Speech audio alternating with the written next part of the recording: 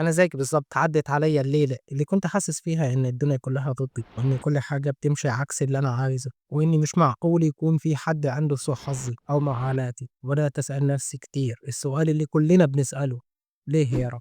ولكن الحقيقة أنا وأنت كنا غلطانين، وإن اللحظة دي بالذات ممكن تكون من أعظم الهدايا اللي بناخدها في حياتنا. استنى بس، أنت إيه اللي بتقوله ده؟ أنت بتهزر؟ الليلة السودا دي ممكن تكون هدية؟ أنا متفهم يا صديقي رأيك السلبي عن المعاناة، ولكن اليوم هاشاركك ليه المعاناة هي اللي هتخلّيك توصل لأعلى مستوى في حياتك. المعاناة بتكشف لك الحقيقة.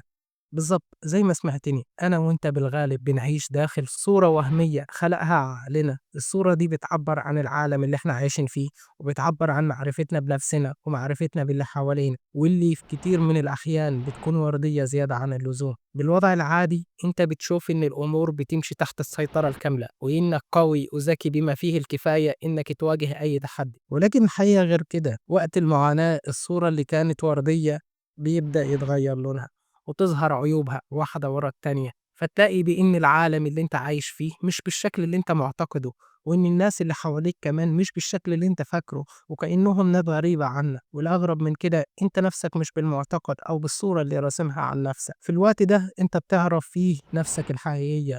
وقت الأزمات لما كل حاجة تنهار وتبدأ تشوف انت مين بجد، بتعرف إذا كنت انت قوي ولا ضعيف، صبور ولا بتنهار بسرعة، عندك إرادة ولا بتستسلم بسهولة. في اللحظة دي انت بتكون وصلت لأول نعمة للمعاناة، إنك بتعرف الحقيقة.